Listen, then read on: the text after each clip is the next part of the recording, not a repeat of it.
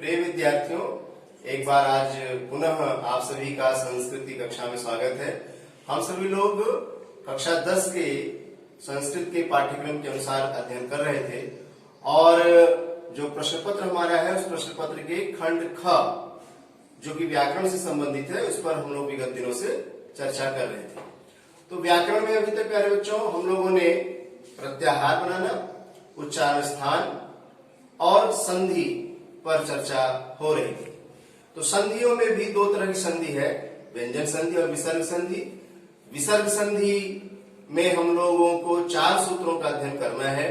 वो 4 सूत्र है विसर्जनीय से सह, ससजुषो रुह, अतो रुरुप्लुता तप्लुते और हशिच। इसमें से विसर्जनीय से सह और ससजुषो रुह का अध्ययन हम लोगों ने पिछली कक्षाओं में किया। आज की कक्षा में हम लोग तीसरा सूत्र जो विसर्ग संधि का है, अतो रुरुप्लुता तप्लुते, इस सूत्र के आधार पर संधि का अध्ययन करेंगे। अतो रुरुप्लुता तप्लुते सूत्र प्यारे बच्चों देखना है कि सूत्र कहता क्या है। ये सूत्र वास्तविकता में इसकी जो व्याख्या है वो इस प्रकार से है कि अतो रोह अप्लुतात् अप्लुते, इसमें इतने शब्द है देखिए, अतः रोह अप्लुतात् अप्लुते। अर्थात ये सूत्र कहता है, वास्तविकता में इसकी व्याख्या ये है कि यदि किसी शब्द के अंत में अप्लुत अ और उसके बाद जो दूसरा शब्द है उसके प्रारंभ में भी अप्लुत अ हो, तो ऐसी स्थिति में यदि उस अ के बाद रू है, उस रू के स्थान पर उ का आदेश हो जाएगा। ये रू कहां से आता है? ससजुषो रू सूत्र जो हम लोगों ने पहले पढ़ा है उसके अंतर्गत यदि रू हुआ है तो उस रू से पहले यदि अप्लुत अ है और उस रू के बाद भी अप्लुत अ है तो उस रू के स्थान पर उ हो जाता है।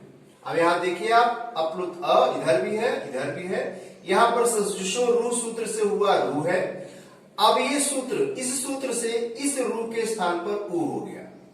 अब जब ये उ हो जाता है तो आगे की प्रक्रिया में क्या होता है, ये अ और उ मिलकर के गुण संधि हो जाती है और इससे इस अ और उ के स्थान पे ओ हो जाता है। अब यहां ओ हो गया और इधर आपका अ है, अब इधर ओ है और इधर अ स्वर है। ऐसी स्थिति में एंगह पदांत तादत ये सूत्र आता है और उस सूत्र से ये ओ पूर्व रूप आदेश यानी पूर्व में जैसा है वैसा बना रह जाता है और बाद वाले अ के स्थान पे अवग्रह हो जाता है। एक उदाहरण इस आधार पर देखते हैं। जैसे एक था शब्द शिवस धन अर्च, यहाँ प्यारे बच्चों देखिए जो शिवस का स है ये पद के अंत में स है, तो ससजुषो रुह सूत्र ये कहता है कि पदांत में स है और उसके बाद यदि स्वर है तो उस पदांत स के स्थान पर रू हो जाएगा। तो यहां पर पदांत स के स्थान पर रू हो गया। अब बन गया शिव रू अर्च। अब जब यह बन गया तो यह सूत्र आता है, यह सूत्र लागू होता है, अतो रुरुप्लुता तप्लुते। अब इस सूत्र के अनुसार इस रू से पहले व में जो अ है वो अप्लुत अ है और इस रू के बाद जो अ है ये भी अप्लुत अ है, तो अप्लुत अ दोनों ओर होने से इस रू के स्थान पे उ हो गया। अब यहां रू के स्थान पे उ हो गया तो देखिए बना गया शिव उ और अर्च। अब जब ये बन गया तो अगला सूत्र यहां पर व में अ है चूंकि और यहां उ है तो अ और उ के सन्निकट होने पर यहां गुण संधि हो जाती है और गुण संधि से क्या हो जाता है, ये व के अ और उ दोनों, ये जो यहाँ व से हमने अ अलग किया देखिए तो अ और उ मिलकर के ओ बन जाता है। इस प्रकार से जब व में से अ अलग हुआ तो वह हलंत का रह गया व्यंजन और शिव ओ और उ के स्थान में जो ओ आया और ये अर्च का अर्च बना है, शिव ओ अर्च। ये ओ इस व में मिल गया, हो गया शिवो और यहाँ अर्च है। यहाँ फिर प्यारे बच्चों एंगह पदांत तादत सूत्र लगता है क्योंकि यहाँ पदांत में ओ है और यहाँ अ है, तो एंगह पदांत तादत सूत्र के अनुसार पूर्व रूप एक आदेश होकर के शिवो और इस अ की जगह ये अवग्रह रूप बन करके बन जाता है शिवो अर्च। प्यारे बच्चों ये जो हमने सूत्र की व्याख्या की इस तरह से, ये बड़ी कक्षाओं के लिए है, लेकिन वास्तविक व्याख्या आपके सामने रखना जरूरी था। कक्षा 10 के छात्रों के लिए केवल सतही रूप में इस तरह से समझना है। इस सूत्र को आपको इस रूप में समझना है। किस रूप में समझना है ध्यान देंगे। इस सूत्र के अनुसार अगर किसी पद के अंत में अ है और उसके बाद विसर्ग है, या ये कह सकते हैं कि विसर्ग से पहले भी अ हो और विसर्ग के बाद भी अ हो, तो उस विसर्ग सहित अ के स्थान पर ओ हो जाएगा। हमने जो ये व्याख्या की प्यारे बच्चों, आपको इस पर ध्यान नहीं देना है, आपको केवल इसको ध्यान देना है। क्या है? अतोरोप्लुता दप्लुते सूत्र की जो सामान्य व्याख्या है वो व्याख्या ही कहती है, यदि विसर्ग के पूर्व में अ हो और विसर्ग के बाद में भी अ हो, तो जो विसर्ग के पूर्व अ है उस अ के सहित विसर्ग के स्थान पर ओ हो जाएगा। जैसा कि यहां देखिए, विसर्ग के सहित अ के स्थान पर ओ हो गया और बाद वाला जो अ है वो बना रहेगा। अब यहां जब ओ और अब हो जाएगा तो एंगा पदार्थ तादर सूत्र एक आता है, उसके अनुसार ओ पूर्व रूप रहेगा और ये अ गायब हो जाएगा, उसकी जगह ये अवग्रह रूप बन जाएगा। पहले जो इसको हम लोग अवग्रह कहते हैं, जो एस के आकार का होता है, पूरी तरह एस नहीं होता है लेकिन हल्का एस के आकार का होता है, इसे अवग्रह कहते हैं। अब इस आधार पर हम एक शब्द के उदाहरण से इसको और समझते हैं। यहां देखिए शब्द लिखा है राम धन अपि। यहां म में अ है और उस अ के बाद विसर्ग है और इस विसर्ग के बाद भी अ है, अर्थात विसर्ग से पहले भी अ है और विसर्ग के बाद भी अ है। ऐसी स्थिति में क्या होगा, जो ये विसर्ग है इस विसर्ग के सहित अ के स्थान पर ओ हो जाएगा। अब यह विसर्ग से अ के स्थान पर ओ हो गया, तो यहां रा म में से चूंकि अ निकल गया था, ये हलंत रह गया था, तो राम और विसर्ग के स्थान पे ओ और इधर अपि। अब जब ये बन गया राम ओ अपि, तो यहां फिर देखिए यहाँ ओ है और यहाँ अ, तो ये दोनों एंगा पदार्थ आदत एक सूत्र है, इससे ये रामोपि बन गया। ये अ की जगह अवग्रह आ गया और ये ओ म में मिलकर के रामोपि हो गया। हम कुछ और शब्द देखें, फिर देखते हैं। अतोरोप्लुता दप्लुते सूत्र के अनुसार जो सामान्य व्याख्या इस सूत्र की है कक्षा 10 के छात्रों के लिए, वो क्या है कि यदि विसर्ग से पूर्व अ, यहां देखिए शुकह धन अस्ति शब्द है, यहां विसर्ग से पूर्व क का अ है, क में अ मिला हुआ है और विसर्ग के बाद भी अ है। जब ऐसी स्थिति बन गई तो इस सूत्र के अनुसार क्या करेंगे, यहां पर देखिए हमने अ को अलग किया, इस क में से ये अ अलग कर दिया और अ के बाद विसर्ग है और इधर अस्थि का अ है, तो अब ये विसर्ग के साथ अ है, इन दोनों की जगह ओ हो गया और इधर अस्थि बना हुआ है। अब क्या हो गया, शब्द शु क ओ अस्थि। अब यहाँ ओ और अ मिल गए, ये शुको इधर क में ओ मिल जाएगा, शुको बन जाएगा और इस अ की जगह यह अवग्रह बन जाएगा, मिल करके बन जाएगा शुकोस्ति। दूसरा शब्द देखिए, यहां देखिए कह धन अपि, वही चीज सेम यहां भी बात है, विसर्ग से पहले क का अ है और यहां विसर्ग के बाद भी अ है, तो विसर्ग के में जो अ है उस अ के सहित विसर्ग के स्थान पे ओ हो गया, ओ, और इस अ की जगह यह अवग्रह बन गया कोपि। इसी तरह से दूसरा शब्द देखें, शिवः धन अत्र, यहां भी विसर्ग के साथ अ है, व में अ मिला हुआ है, तो और विसर्ग के बाद भी अ है, तो जब दोनों तरफ अ हो, विसर्ग के पहले भी और बाद में, तो पहले वाले अ सहित विसर्ग के स्थान पे ओ हो जाता है और बाद वाले अ को अवग्रह, तो शिवोत्र बन गया। इस तरह से कुछ और शब्द है, इनको आप देखिए, सह धन अहम, यहाँ भी स में अ है और यहाँ अ है, बन जाएगा सोहम। यहाँ देवा धन अर्च, विसर्ग से पहले व का अ है, इधर भी अ है, मिल करके बन जाएगा देवोर्च। यहाँ राम धन अहम, विसर्ग से पहले म का आ है और बाद में अहम का आ है, यह मिल करके अतोरोप्लुता दप्लुते के अनुसार विसर्ग संधि होगी इसमें और बन जाएगा रामोहम, ये आ की जगह अवग्रह लग जाएगा।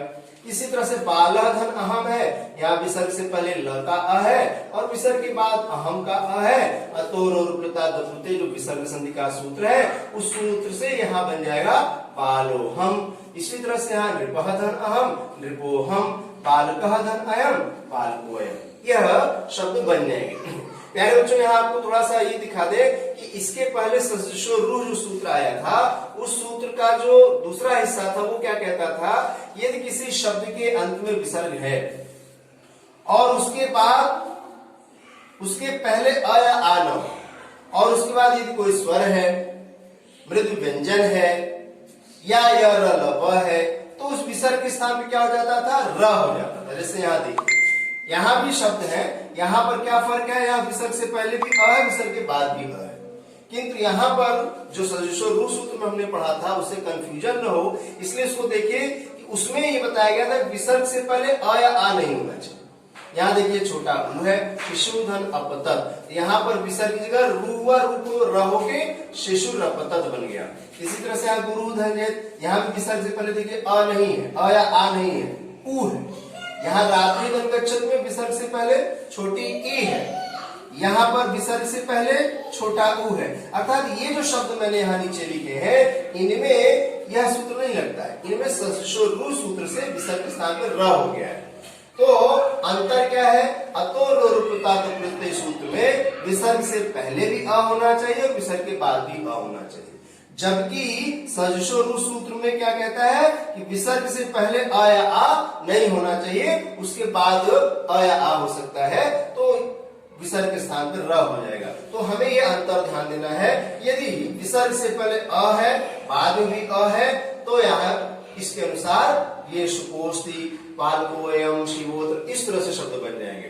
किंतु यदि विसर्ग से पहले अ या आ नहीं है और बाद में कोई स्वर है तो वहां सजुषो रू सूत्र से विसर्ग के स्थान पर र आ जाता है और उस र से मिल करके शिशु रपतत ये सूत्र बन जाता है। ठीक है प्यारे बच्चों, हम इसके आगे दूसरा सूत्र पढ़ेंगे हर्षिच। तो अब हम हर्षिच सूत्र देखते हैं क्या कहता है प्यारे बच्चों। हर्षिच सूत्र जो विसर्ग संधि का चौथा सूत्र है वो ये कहता है कि यदि विसर्ग से पहले अ और उसके बाद में हर्ष प्रत्याहार का कोई वर्ण हो तो विसर्ग के स्थान पर ऊ हो जाएगा। क्या हो जाएगा, विसर्ग के स्थान पर ऊ हो जाएगा। और विसर्ग से पहले अ है ही तो वो अ और ये ऊ मिलकर के आगे ओ बन जाता है और आगे हर्ष प्रत्याहार का वर्ण है, फिर मिलाकर के जो शब्द बनता है वो पूरा शब्द बन जाता है। बच्चों ध्यान देंगे, अभी अभी हम लोगों ने अतोरुपता दपुते सूत्र पढ़ा था, वहां क्या था, विसर्ग से पहले भी अ होना चाहिए और विसर्ग के बाद भी अ होना चाहिए। किंतु हर्षिच सूत्र कहता है कि विसर्ग से पहले अ हो और उसके बाद में हर्ष प्रत्याहार का वर्ण हो।